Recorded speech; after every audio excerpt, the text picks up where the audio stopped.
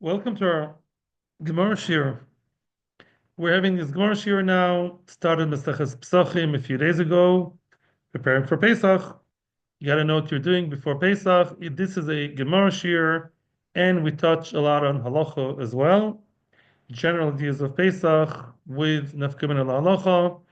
Right now, what you see in front of your eyes is not a page of Gemara. That will come soon.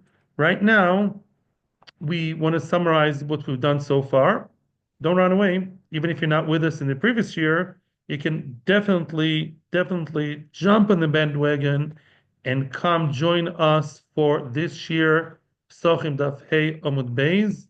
Very easy to get back into stuff over here. We'll just summarize what we've been doing before, and then we can continue to the next topic. Basically, we've been learning about the two pesukim, Bali Roy and Bali Motze. And before I continue, I'll mention, as I always do, this shir is Lui Nishmas, my father, Menachem ben Akiva, and for Leilu Neshama of my Talmid's grandfather, Shalom ben Tzvi Hirsch. So basically, the Torah tells us Bali Roy, Bali Motze. When it comes to not owning, not having any chametz in your house during Pesach, there are two pesukim in Parshas Bo. One of them is Bali Roy, one is Bali Motze. Bali Roy is a pasuk that tells you as follows: "V'lo yireh lecho chametz, v'lo yireh lecho tzor b'chol gvulecho." The Torah stresses lecho, the chametz that you have should not be yours, and it shouldn't be anywhere b'chol gvulecho, anywhere within your borders, which means not only in your house, anywhere you can live in Muncie, New York, and own a factory in China. You have to get that factory in China cleaned for Pesach if it belongs to you. If it belongs to Goyim together with you, we'll leave that alone. But conceptually, b'chol gvalecha, in the field, out there, in a car, anywhere. So, we saw that pasuk is telling us lecha as opposed to Goyim or lehavdil hekdesh. Let's focus on Goyim.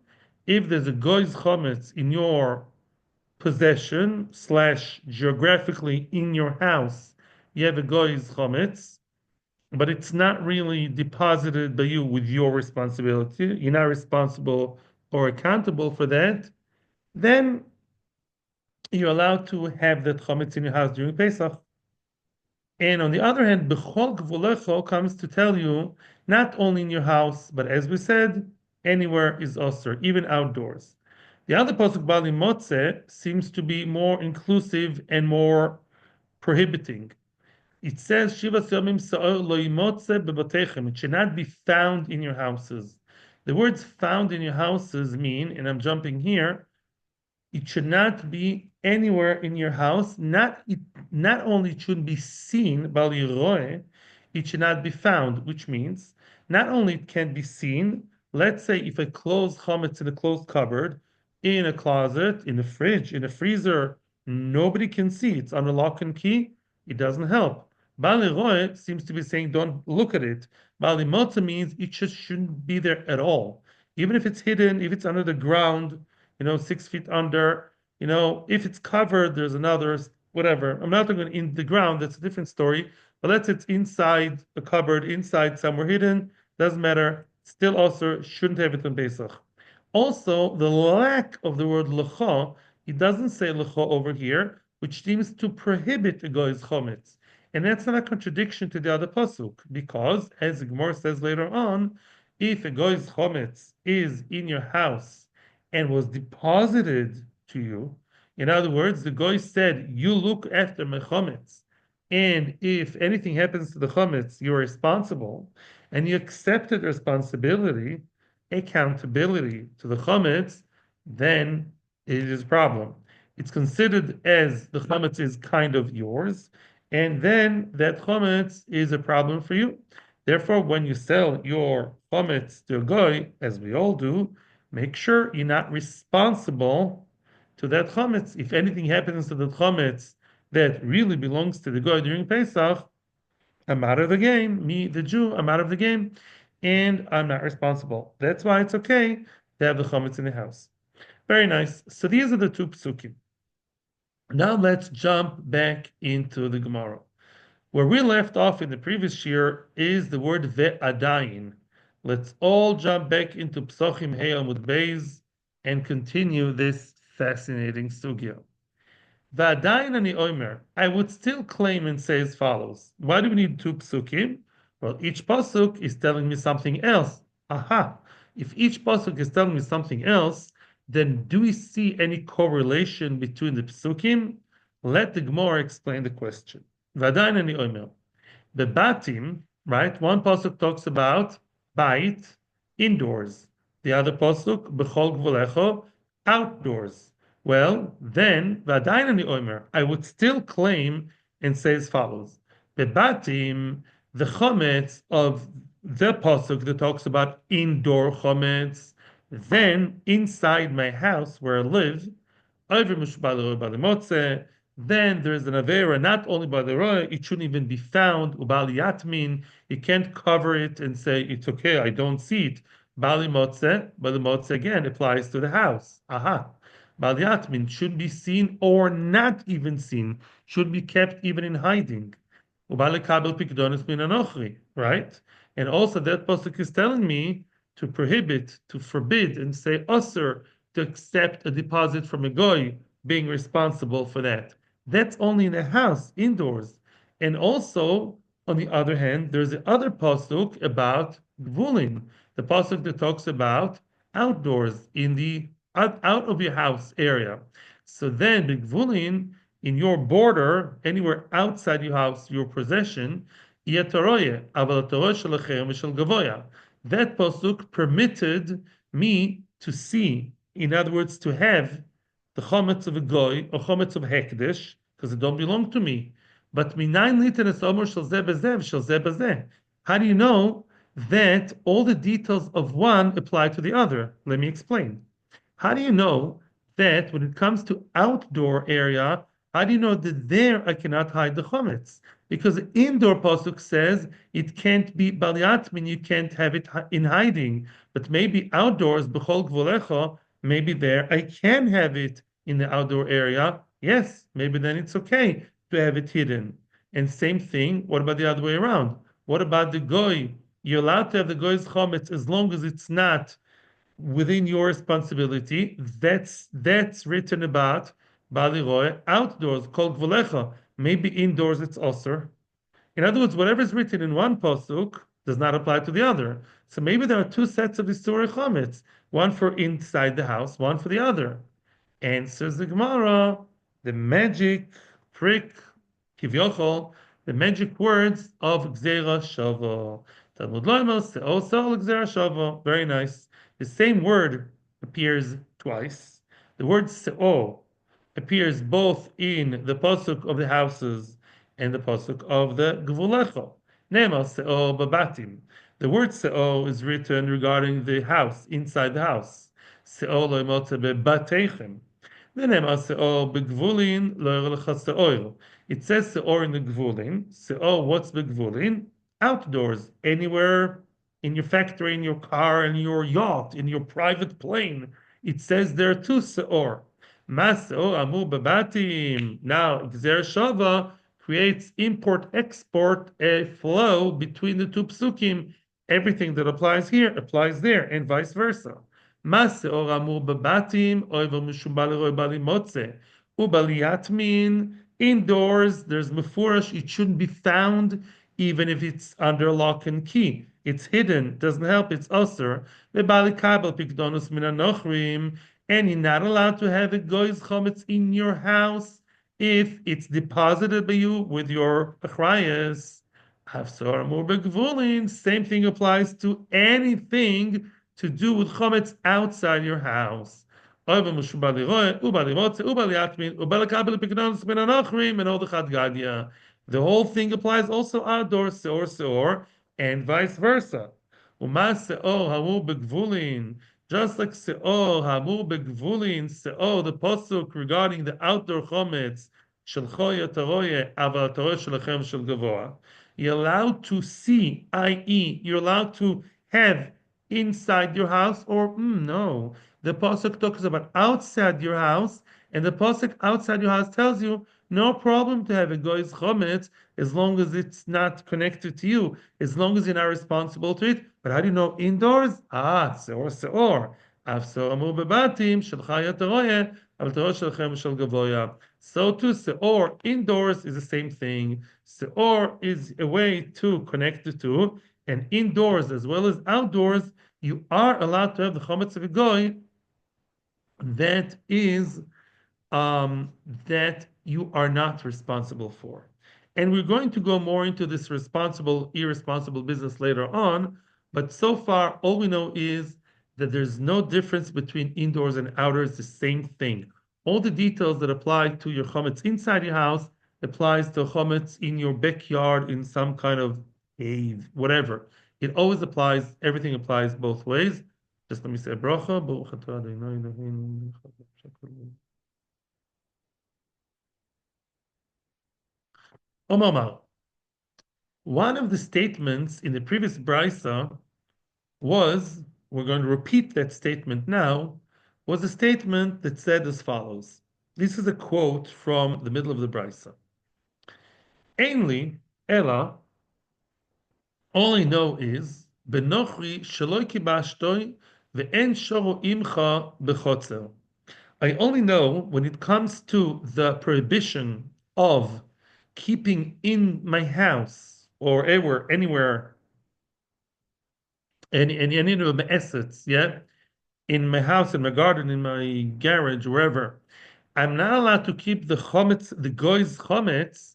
Maybe that only applies to nochri sheloi kibashta v'enshor imcha bechotzer, which means maybe a goy, which I wasn't like kovish, literally I did not conquer, a goy which is not under my authority, under my, domain, and doesn't live with me. Yeah, that goy, someone alien, someone not under my control, yeah, just a regular person, maybe his chametz I'm not allowed to have. But how do you know that nochi shekibashto v'shoro imcha b'chotzer minayin? How do you know that a nochi, which is somebody working for me, somebody who I have authority over, somebody who lives indoors with me, how do you know that his chametz is also usur? Obviously, with responsibility on my side. The word loy motze is again telling me he should not have the goy's chametz, even if he's a guy who's under my authority, kind of in my little pocket. Frag the Gemara, what? Klap Elaya. Klap Elaya means it should be the other way around. That doesn't make sense.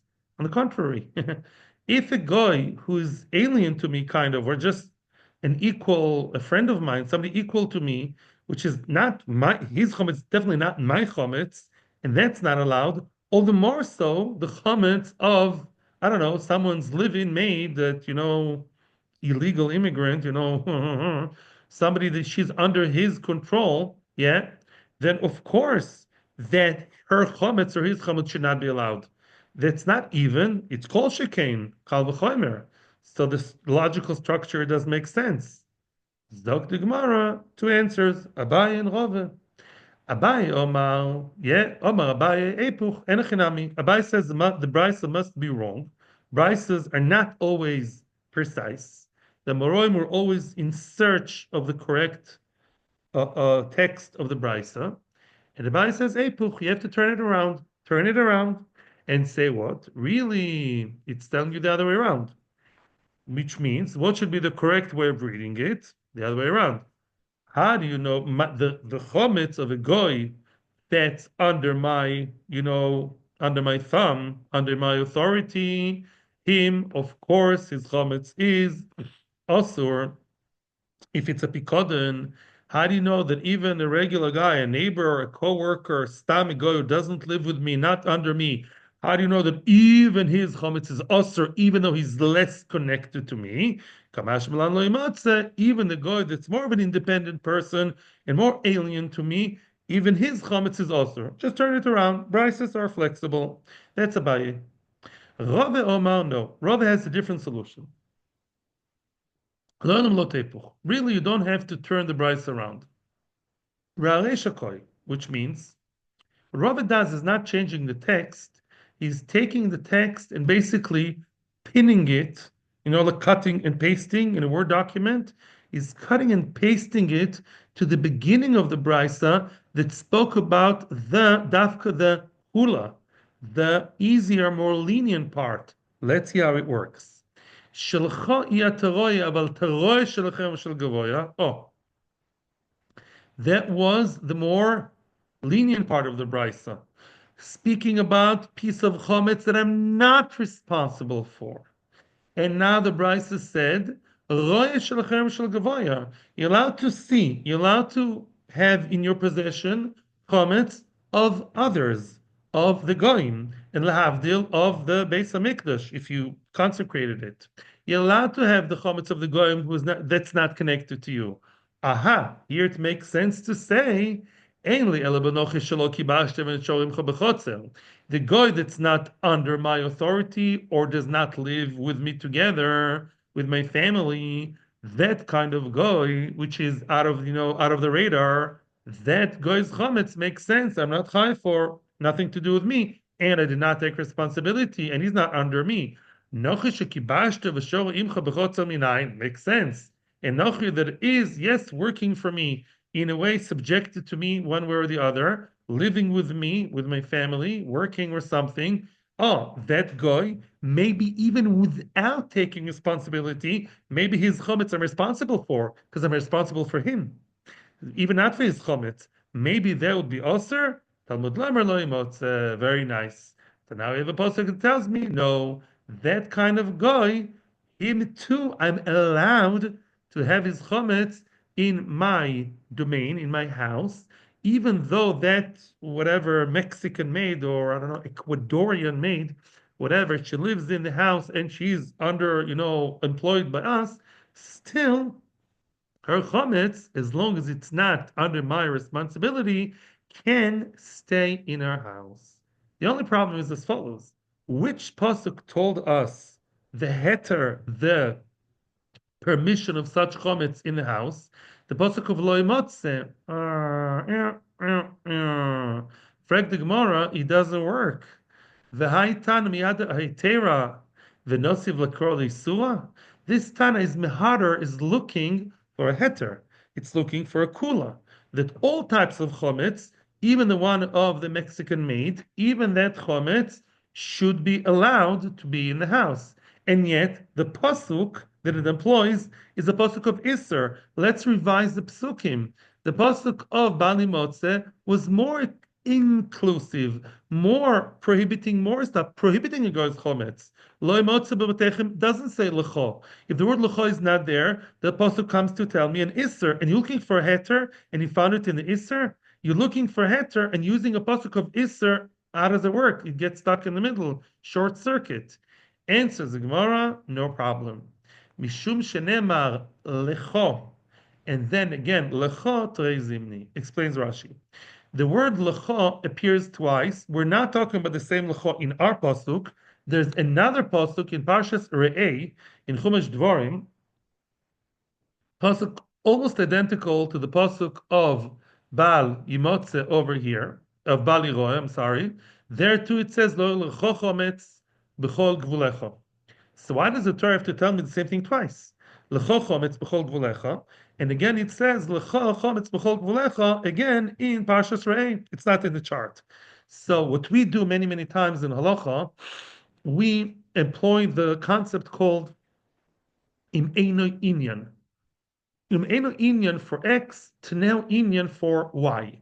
Which means if the Torah keeps saying, if the Torah says something twice, it'll have superfluous, redundant words, then we take it and we move it kind of overflowing to the next, to the nearby halacha. In this case, lo yireh lecho chometz is extra. Whoop! We move it to Bali Motze, and we say that sometimes Lo Motze is coming to tell me a kula. Although Bali Motze conceptually is a stringent pasuk that says you're not allowed to have a goy's chometz, sometimes we imported by the extra overflow superfluous words of lecha or baliroe It's as if it does say lecho over here. So this pasuk by lemotze is wearing two hats.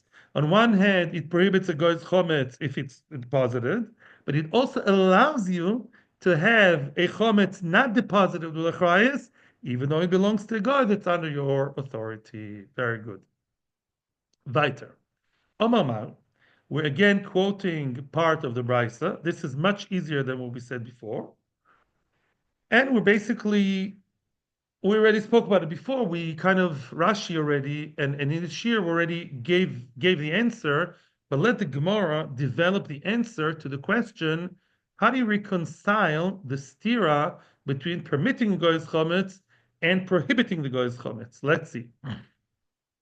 Amar, yochel yatmin v'kabel pikedonos mananochrim.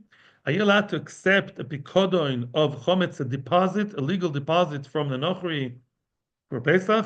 Can Tim McKenzie or Tom McKinley or Chris McMillan or Ahmud Mahmoud, can they actually give you a pikodon, their whiskey or their cakes or the biscuits or their pita? Mahmoud will not give whiskey, by the way. So, are they allowed to deposit it by you? Are they allowed to? Are you allowed to accept the pikdoinos? No, you can't accept it as a deposit on Pesach or for Pesach. The Lamatzah remains the stricter apostle can't have their chometz deposited by you. I am out Reisha, but the Reisha did say, the word lecha sounded exclusive. Only your chometz should not be there, or your friends. But a goy's chometz should be there or can be there. How do you understand that? How do you reconcile? The answer is lo kasha had kabel lechrayes, had lo kabel lechrayes. Depends. If you accepted responsibility, he deposited it by you, and he said you're responsible, and you said yes, Mr. McMillan. If anything happens to your whiskey, to your cookies, to your cakes, to your whatever, your pasta, your macaroni, I will pay for that. If anything happens, then you have some kind of financial connection, as we'll explain later. You are responsible. If that chametz is worth $2,000 and anything happens, if anything happens to that chametz, you, Mr. Yid, Reb Yid, you'll have to pay $2,000 from your own bank account, and indirectly, his chametz is goyrem lamama, and it causes financial loss. It's to do with your property indirectly. It's considered as if it's yours, and that should not be in your house. But if he deposited anything and he said, "Listen, Chris, you can put this in my house, but I have 10 children and 30 grandchildren walking around, and I don't have a fire alarm, and I don't know what can happen in my house, and my house was broken into 10 times.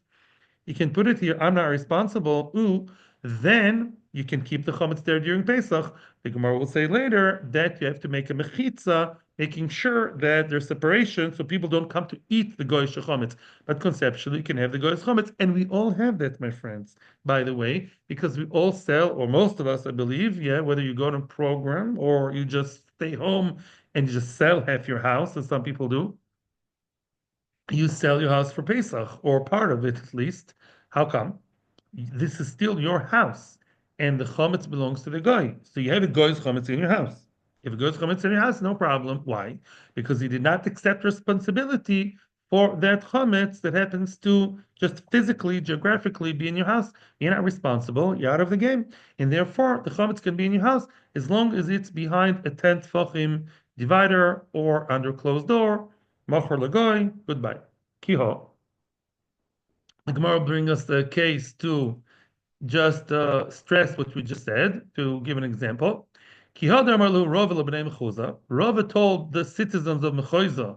Rava was the Mor the Asra, the Rosh Hashiva, the Dayan of Mechuza. Mechuza was a very affluent town, and he told his congregants as follows: Be'iru Chamira, excuse me, you, Yidden, you should all, Be'iru, get rid of, burn, or otherwise get rid of the chametz, the Bnei Chela, get rid of the chametz of the Goyish soldiers, because the Bnei Mechuza were forced by the government to host and sustain the non-Jewish soldiers, the army forces, and they kept chametz of those Goyish soldiers in Jewish people's houses. Get rid of that before Pesach, mi bataychu, from your houses. Why? It's a goy's chametz, it's not mine. No, no, no. Came the ilu mignav, the ilu mitbid. If it gets stolen or gets lost, shutaychi kai, it will be in your domain, meaning ubaitu lishlumi. You'll have to pay. The government will not. The government, the heads of the army, I don't know, the field marshal, the Ramatkal, those in charge of the Babylonian army, they're not going to take that nonsense. If any Yid will not have the chametz in his house, the Yid will have to pay. If you have to pay for the chametz in case anything happens, here, dil chundami. It's as if it's yours, the issur. Then it's issur. Very good. Which means, since we're not going, by the way, yet to discuss Shor Mechinim, Shor Mesachar, when we get to the halacha part, I hope to do that. Stay with us tomorrow, because tomorrow, Be'ezos Hashem, will get la halacha with the Mishnah Brura, because these things actually apply la halacha. Even selling to a guy is not simple. There are many details you have to know about Mechiras Chametz, but basically speaking, we'll discuss more tomorrow. But right now, the concept is as follows: as long as you're responsible for the chametz of the goy, just like those yidden in Mechuza were responsible if anything gets lost or stolen from the soldier's chametz, the yidden would have to pay.